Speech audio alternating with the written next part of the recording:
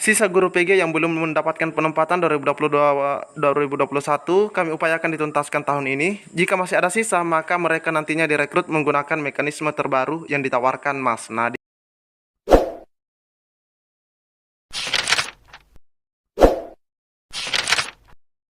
Bismillahirrahmanirrahim. Assalamualaikum warahmatullahi wabarakatuh.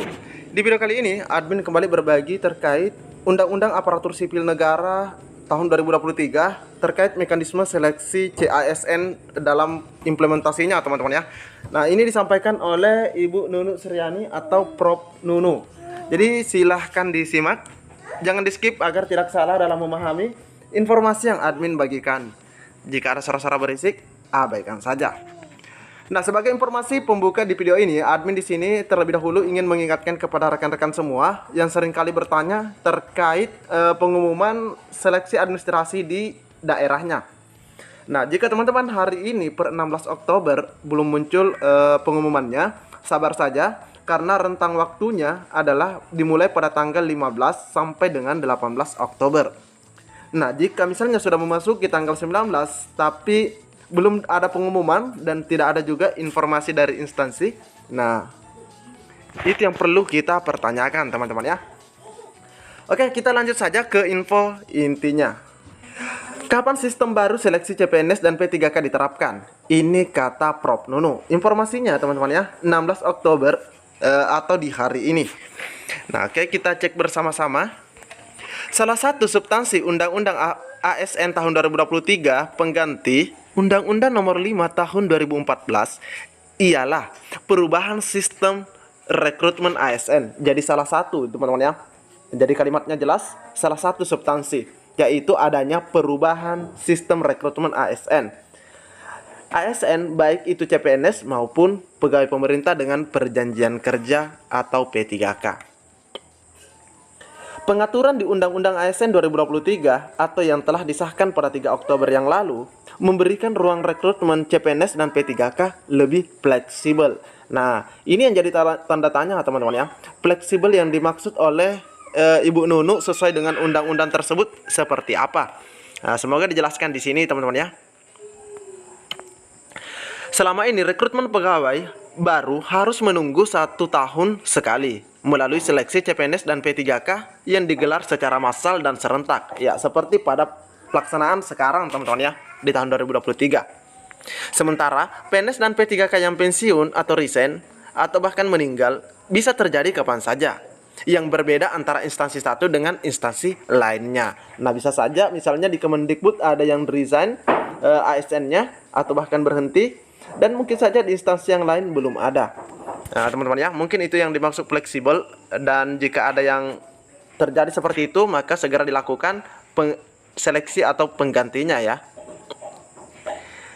Kondisi tersebut memaksa instansi pemerintah, terutama Pemda, merekrut tenaga honorer untuk mengatasi masalah kekurangan pegawai yang ternyata menjadi polemik di kemudian hari.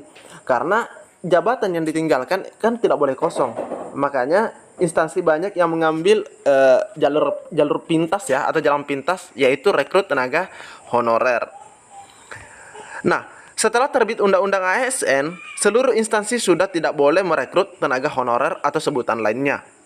Sebelumnya juga sudah diatur Undang-Undang Nomor 5 Tahun 2014 dan PP-nya bernomor 49 Tahun 2018 bahwa tidak boleh lagi ada tenaga non-ASN per 28 November 2023. Regulasi terbaru, Undang-Undang ASN 2023 mengamanatkan masalah honorer harus sudah tuntas. Nah, harus tuntas Desember 2024.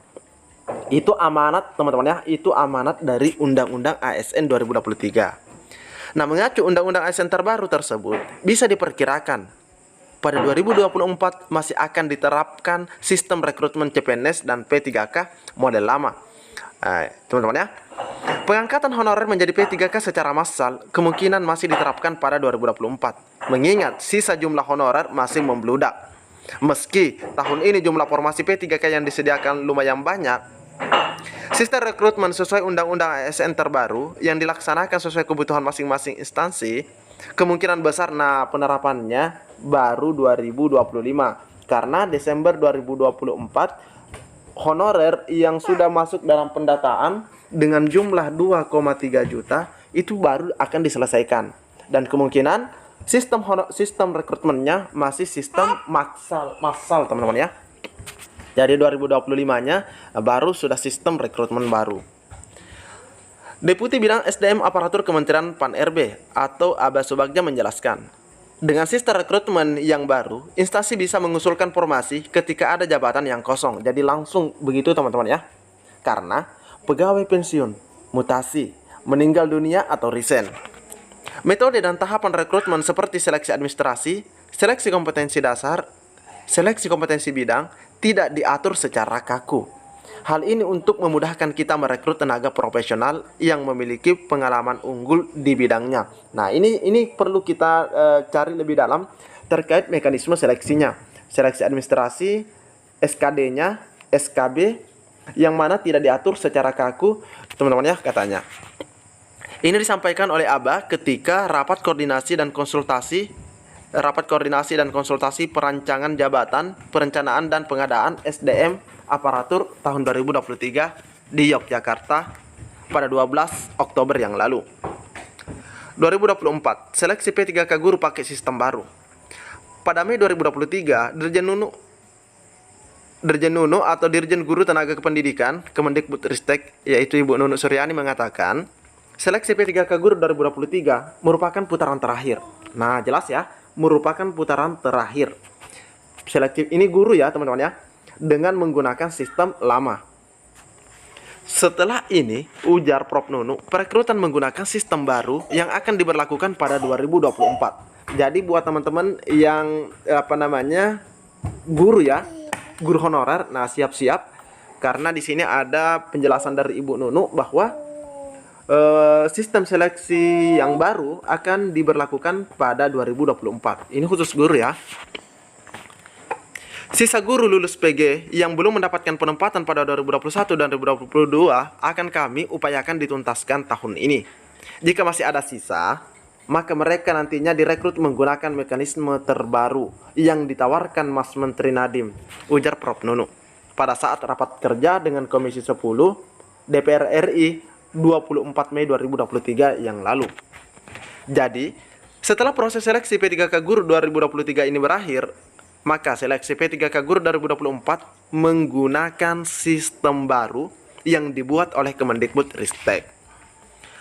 Prof. Nunu Suryani juga pernah mengatakan bahwa program pendidikan profesi guru prajabatan sebisanya harus tetap berjalan terus karena akan dijadikan sebagai salah satu jalan keluar yang ampuh untuk memenuhi formasi kekosongan pada profesi guru di tahun yang akan datang.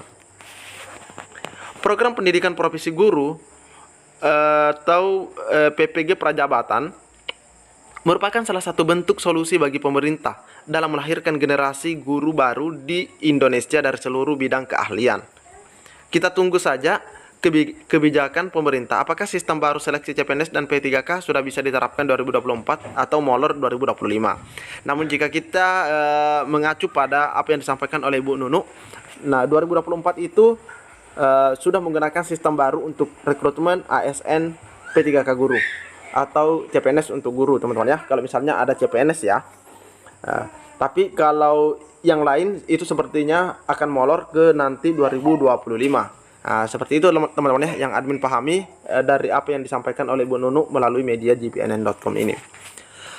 Oke, mungkin cukup sampai di sini informasi yang dapat admin bagikan. Lebih dan kurangnya admin mohon maaf. Assalamualaikum warahmatullahi wabarakatuh.